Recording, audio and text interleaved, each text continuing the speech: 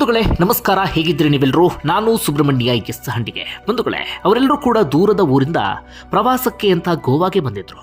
ಇಡೀ ದಿನ ಗೋವಾದ ಬೇರೆ ಬೇರೆ ಕಡೆಗಳಲ್ಲಿ ಸುತ್ತಾಡಿ ಬೀಚ್ನಲ್ಲಿ ಆಟ ಆಡಿ ಕೊನೆಯದಾಗಿ ನೈಟ್ ಕ್ಲಬ್ ಒಂದಕ್ಕೆ ಬಂದು ಮಸ್ತಿ ಮಾಡ್ತಾ ಆರಾಮಾಗಿ ಕಾಲ ಕಳೀತಾ ಇದ್ರು.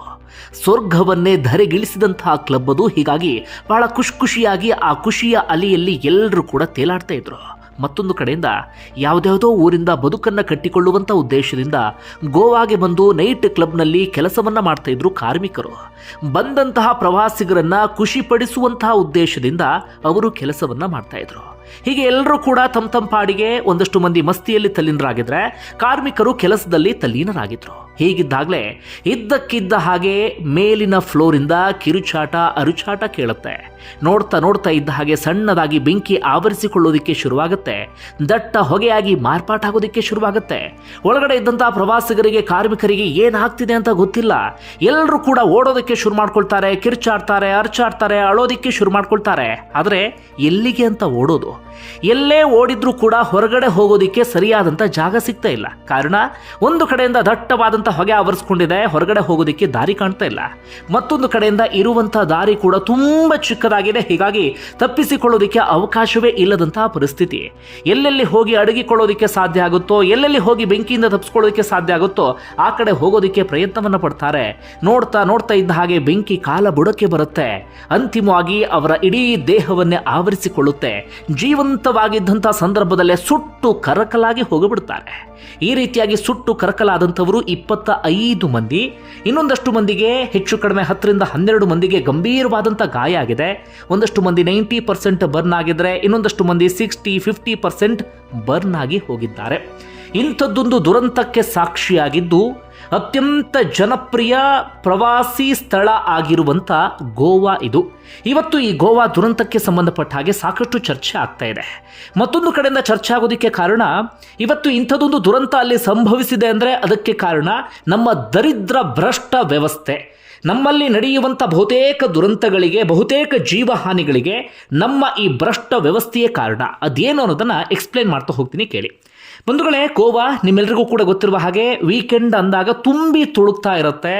ಬೀಚ್ಗಳು ಫುಲ್ ಆಗಿರುತ್ತೆ, ನೈಟ್ ಕ್ಲಬ್ಗಳು ಕೂಡ ಫುಲ್ ಆಗಿರುತ್ತೆ. ಬೇರೆ ಬೇರೆ ಪ್ರವಾಸಿ ತಾಣಗಳಲ್ಲಿ ಏನೇನಿದೆ ಎಲ್ಲವೂ ಕೂಡ ಪ್ರವಾಸಿಗರಿಂದ ಕಿಕ್ಕಿರಿದು ತುಂಬಿರುತ್ತೆ. ಇತ್ತೀಚೆಗೆ ಗೋವಾದಲ್ಲಿ ಪ್ರವಾಸಿಗರ ಸಂಖ್ಯೆ ಇಳಿಮುಖ ಆಗ್ತಾ ಇದ್ದರೂ ಕೂಡ ದೊಡ್ಡ ಪ್ರಮಾಣದಲ್ಲಿ ಇಳಿಮುಖ ಆಗಿಲ್ಲ. ವೀಕೆಂಡಲ್ಲಿ ಅಲ್ಲಿ ಜನ ಇದ್ದೇ ಇರ್ತಾರೆ. ಅದೇ ರೀತಿಯಾಗಿ ಪಣಜಿಯಿಂದ 25 ಕಿಲೋಮೀಟರ್ ದೂರದ ಅರ್ಪುರ ಎನ್ನುವಂಥ ಒಂದು ಗ್ರಾಮ ಇದೆ. ಅಲ್ಲಿ ಅತ್ಯಂತ ಜನಪ್ರಿಯವಾದಂಥ ಒಂದು ನೈಟ್ ಕ್ಲಬ್ ಇದೆ, ಬಿರ್ಚ್ ಬೈ ರೋಮಿಯೋ ಲೇನ್ ಅಂತ. ನಿಮ್ಮಲ್ಲೂ ಕೂಡ ಒಂದಷ್ಟು ಮಂದಿ ಅಲ್ಲಿ ಹೋಗಿರಬಹುದು. ಸ್ವರ್ಗವೇ ಧರೆಗಿಳಿಸಿದ ರೀತಿಯಲ್ಲಿ ಆ ನೈಟ್ ಕ್ಲಬ್ ಅನ್ನ ಮಾರ್ಪಡಿಸಿ ಬಿಟ್ಟಿದ್ದಾರೆ. ಅಷ್ಟೊಂದು ಅದ್ಭುತವಾಗಿರುವಂಥ ನೈಟ್ ಕ್ಲಬ್ ಅದು. ಹೆಚ್ಚು ಕಡಿಮೆ ಆ ನೈಟ್ ಕ್ಲಬ್ಗೆ ನಿನ್ನೆ ವೀಕೆಂಡ್ ಆಗಿರುವಂಥ ಕಾರಣಕ್ಕಾಗಿ ಆ ಚಿಕ್ಕದಾದಂಥ ಜಾಗದಲ್ಲೇ 100 ರಿಂದ 120 ಮಂದಿ ಕಾರ್ಮಿಕರು ಸೇರಿದಂತೆ ಎಲ್ಲರೂ ಕೂಡ ಅಲ್ಲಿರ್ತಾರೆ. ಪ್ರವಾಸಿಗರು ಆರಾಮಾಗಿ ಡ್ಯಾನ್ಸ್ ಮಾಡಿಕೊಂಡು ಕಾಲವನ್ನು ಕಳೀತಿರ್ತಾರೆ. ಕಾರ್ಮಿಕರು ತಮ್ಮ ಪಾಡಿಗೆ ತಾವು ಕೆಲಸವನ್ನು ಮಾಡ್ತಿರ್ತಾರೆ. ಹೀಗಿದ್ದಂಥ ಸಂದರ್ಭದಲ್ಲಿ ಸಿಲಿಂಡರ್ ಒಂದು ಸ್ಫೋಟ ಆಗಿದೆ. ಆದರೆ ನೈಟ್ ಕ್ಲಬ್ ಆದಂಥ ಕಾರಣಕ್ಕಾಗಿ ಅಲ್ಲಿ DJ ಸದ್ದಿತ್ತು, ಜನ ಡ್ಯಾನ್ಸ್ ಮಾಡ್ತಾ ಇದ್ರು. ಒಬ್ರು ಮಾತಾಡಿದ ಇನ್ನೊಬ್ರಿಗೆ ಕೇಳಿಸ್ತಾ ಇರಲಿಲ್ಲ. ಜೋರಾದಂಥ DJ ಶಬ್ದದ ಕಾರಣಕ್ಕಾಗಿ ಅಲ್ಲಿ ಸಿಲಿಂಡರ್ ಸ್ಫೋಟ ಆದರೂ ಕೂಡ ಒಳಗಿದ್ದಂಥವರಿಗೆ ಸರಿಯಾದ ರೀತಿಯಲ್ಲಿ ಕೇಳಿಸಿಲ್ಲ. ಏನೋ ಶಬ್ದ ಆದಂಥ ರೀತಿಯಲ್ಲಿ ಕೇಳಿಸಿದೆ, ಆದರೆ ಸ್ಪಷ್ಟವಾಗಿ ಏನಾಗಿದೆ ಅನ್ನೋದು ಯಾರಿಗೂ ಕೂಡ ಗೊತ್ತಾಗಿಲ್ಲ. ಹೊರಗಡೆ ಇದ್ದಂಥವರಿಗೆ, ಅಂದರೆ ಆ ನೈಟ್ ಕ್ಲಬ್ಬಿಂದ ದೂರದಲ್ಲೇ ಇದ್ದಂಥವರಿಗೆ ಆ ಶಬ್ದ ಕೇಳಿಸಿದೆ. ಆದರೆ ಒಳಗಡೆ ಇದ್ದಂಥವರಿಗೆ, ಕಾರ್ಮಿಕರಿಗಾಗಲಿ ಪ್ರವಾಸಿಗರಿಗಾಗಲಿ ಯಾರಿಗೂ ಕೂಡ ಸರಿಯಾದ ರೀತಿಯಲ್ಲಿ ಕೇಳಿಸಿಲ್ಲ. ಕಾರಣ, ಬಹುತೇಕರೆಲ್ಲರೂ ಕೂಡ ನಶೆಯಲ್ಲಿದ್ದರು, ಮತ್ತಲ್ಲಿದ್ದರು, ಜೊತೆಗೆ ಆ ಡ್ಯಾನ್ಸ್ ಮಾಡ್ತಾ ಇದ್ರು. ಸೌಂಡ್ ಕೂಡ ವಿಪರೀತವಾಗಿ ಇತ್ತು. ಈ ರೀತಿಯಾಗಿ ಒಳಗಡೆ ಇದ್ರು. ಆದರೆ ನೋಡ್ತಾ ಇದ್ದ ಹಾಗೆ ಮೇಲ್ಗಡೆ ಫ್ಲೋರಿಂದ ಬೆಂಕಿಯ ಕಿಡಿ ಕೆಳಗಡೆ ಫ್ಲೋರ್ ಎಲ್ಲದಕ್ಕೂ ಕೂಡ ಬೀಳೋದಕ್ಕೆ ಶುರುವಾಗುತ್ತೆ.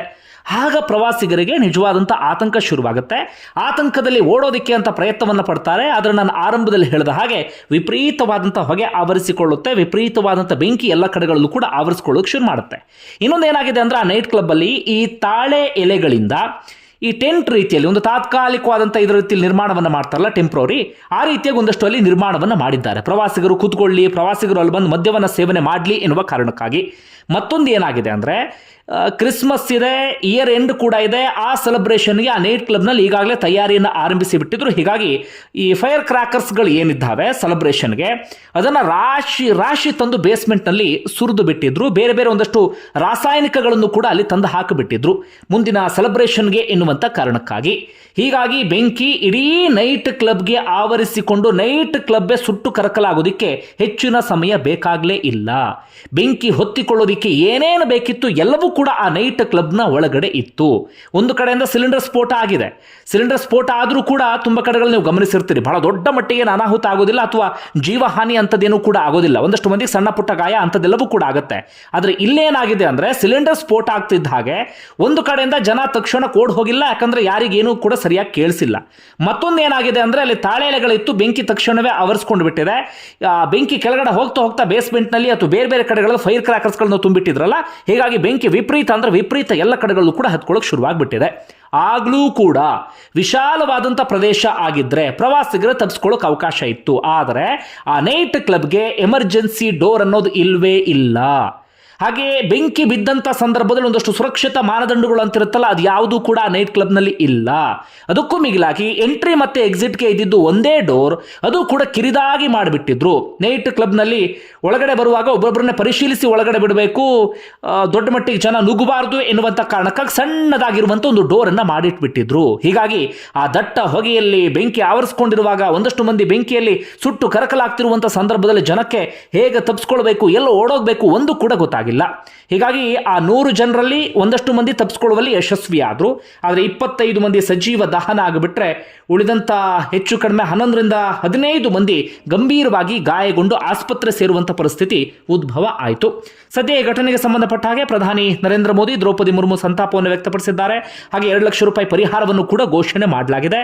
ಹಾಗೆ ಸ್ಥಳೀಯ ಮುಖ್ಯಮಂತ್ರಿ ಆಗಿರುವಂಥ ಪ್ರಮೋದ್ ಸಾವಂತ್ ಕೂಡ ಸ್ಥಳಕ್ಕೆ ಬಂದು ಅಲ್ಲಿ ಪರಿಶೀಲಿಸುವಂಥ ಕೆಲಸ ಅಂಥದ್ದೆಲ್ಲವನ್ನೂ ಕೂಡ ಮಾಡ್ತಿದ್ದಾರೆ. ನಿನ್ನೆ ರಾತ್ರಿ 11ರಿಂದ 12 ಗಂಟೆಯ ನಡುವೆ ಆಗಿರುವಂತಹ ಘಟನೆ ಇದು. ಹಾಗೆ ಅಗ್ನಿಶಾಮಕ ದಳದವರು ಕೂಡ ಅದು ನೀರಿನ ಹಿಂದಿನಲ್ಲಿ ಇರುವಂಥ ನೈಟ್ ಕ್ಲಬ್, ತಕ್ಷಣಕ್ಕೆ ಅಲ್ಲಿಗೆ ಹೋಗೋದಕ್ಕೂ ಕೂಡ ಸಾಧ್ಯ ಆಗಿಲ್ಲ. ಹೀಗಾಗಿ ನೈಟ್ ಕ್ಲಬ್ ಅಗ್ನಿಶಾಮಕ ದಳದವರು ನೈಟ್ ಕ್ಲಬ್ಗೆ ಬಂದು ಬೆಂಕಿ ಆರಿಸುವಷ್ಟರಲ್ಲಿ ಅಲ್ಲಿ ಏನು ಅನಾಹುತ ಆಗಬೇಕಿತ್ತು ಆ ಅನಾಹುತ ಎಲ್ಲವೂ ಕೂಡ ಆಗಿ ಹೋಗಿಬಿಟ್ಟಿದೆ. ಹಾಗೆ ಇನ್ನೊಂದು ವಿಚಾರವನ್ನು ಆರಂಭದಲ್ಲಿ ನಾನು ಪ್ರಸ್ತಾಪ ಮಾಡಿದೆ, ನಮ್ಮ ಭ್ರಷ್ಟ ವ್ಯವಸ್ಥೆ ಇದೆಲ್ಲದಕ್ಕೂ ಕೂಡ ಕಾರಣ ಅಂತ. ಅದೇನು ಅನ್ನೋದು ಹೇಳ್ತಾ ಹೋಗ್ತೀನಿ ಕೇಳಿ. ಬಂಧುಗಳು, ಈಗ ಒಂದಷ್ಟು ವಿಚಾರಗಳು ಹೊರಗಡೆ ಬರ್ತಾ ಇದೆ. ಅದೇನಪ್ಪ ಅಂದರೆ, ಪ್ರಮುಖವಾಗಿ ಅಗ್ನಿ ಸುರಕ್ಷತಾ ಮಾನದಂಡಗಳನ್ನು ಯಾವುದನ್ನು ಕೂಡ ಫಾಲೋ ಮಾಡಿರಲಿಲ್ಲ ಅಲ್ಲಿ ಅಂತೇಳಿ. ಅಂದರೆ ಬೆಂಕಿ ಬಿದ್ದ ತಕ್ಷಣ ಈ ಪ್ರವಾಸಿಗರನ್ನು ಕಾಪಾಡೋದಕ್ಕೆ ಅಥವಾ ಅವರ ಕಸ್ಟಮರ್ಗಳನ್ನು ಕಾಪಾಡೋದಕ್ಕೆ ಏನೇನು ವ್ಯವಸ್ಥೆಯನ್ನು ಮಾಡ್ಕೊಳ್ಬೇಕಿತ್ತು ಅಂತಹ ಯಾವುದೇ ವ್ಯವಸ್ಥೆಯೂ ಕೂಡ ಅಲ್ಲಿ ಇರಲಿಲ್ಲ. ಹೀಗಾಗಿ ಬೆಂಕಿ ಬಿದ್ದರೂ ಕೂಡ ಅಲ್ಲಿ ಮೂಕ ಪ್ರೇಕ್ಷಕರಂತೆ ಎಲ್ಲ ನಿಂತ್ಕೊಳ್ಬೇಕಿತ್ತೇ ಹೊರತಾಗಿ ಬೆಂಕಿಯಿಂದ ಅವ್ರನ್ನ ರಕ್ಷಣೆ ಮಾಡೋದಕ್ಕೆ ಏನಾದರೂ ವ್ಯವಸ್ಥೆ ಅಂಥದ್ದೇನೂ ಕೂಡ ಅಲ್ಲಿ ಇರಲೇ ಇಲ್ಲ.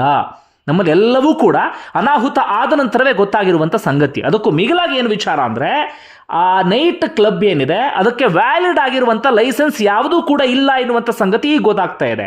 ಅಷ್ಟು ಮಾತ್ರ ಅಲ್ಲ, ಸ್ಥಳೀಯ ಆಡಳಿತ ಡೆಮಾಲಿಷನ್ಗೆ ಅಂತ ನೋಟಿಸನ್ನು ಇಶ್ಯೂ ಮಾಡಿ ಭಾಳ ಟೈಮ್ ಆಗಿದೆ. ಅದರ ಡೆಮಾಲಿಷನ್ ಪ್ರೋಸೆಸ್ ಆಗಲಿ ಅಥವಾ ಲೈಸೆನ್ಸ್ ಇಲ್ಲದಂಥ ಕಾರಣಕ್ಕಾಗಿ ಕಂಪ್ಲೀಟ್ ಅದನ್ನು ಸೀಸ್ ಮಾಡೋದು ಅಂಥದ್ದು ಯಾವುದೂ ಕೂಡ ಆಗಿಲ್ಲ.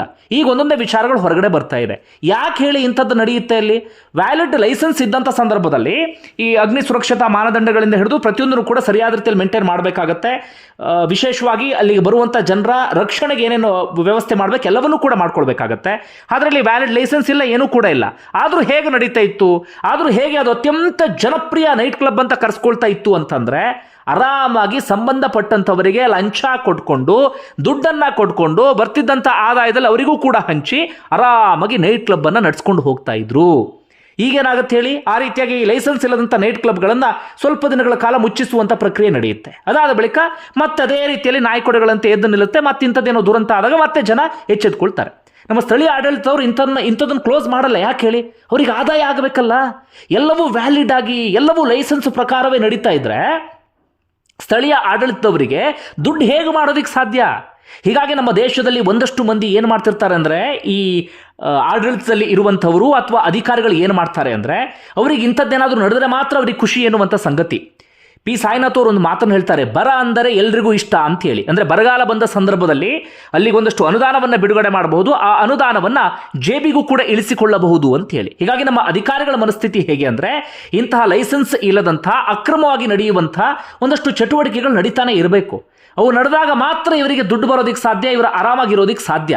ಹೀಗಾಗಿ ಅವ್ರು ಏನು ಮಾಡ್ತಾರೆ ಹೇಳಿ, ಅಲ್ಲಿ ದುಡ್ಡು ತಗೊಂಡು ಸುಮ್ಮನೆ ಇರ್ತಾರೆ ಬಿಟ್ಟರೆ ಅವರಿಗೆ ಎಚ್ಚರಿಸುವಂಥ ಕೆಲಸ, ನಿಮ್ಗೆ ಹಾಗಾಗತ್ತೆ ಹೀಗಾಗತ್ತೆ ಅಂತ ಅವ್ರನ್ನ ಇದು ಮಾಡುವಂಥ ಕೆಲಸ ಅಂಥದ್ದೇನೂ ಕೂಡ ಮಾಡೋದಿಲ್ಲ. ಯಾವಾಗ ನಮ್ಮ ದೇಶ ಇಂಥದ್ದೆಲ್ಲವನ್ನು ಕೂಡ ಸರಿ ಮಾಡಿಕೊಂಡು ಮುಂದೆ ಹೋಗುತ್ತೋ ಗೊತ್ತಿಲ್ಲ. ಬಂಧುಗಳೇ, ನಿಮ್ಗೆ ಏನಿಸ್ತದೆ ಕಮೆಂಟ್ ಬಾಕ್ಸಲ್ಲಿ ಮೆನ್ಷನ್ ಮಾಡಿ. ಧನ್ಯವಾದ ವಿಡಿಯೋ ನೋಡಿದ್ದಕ್ಕಾಗಿ.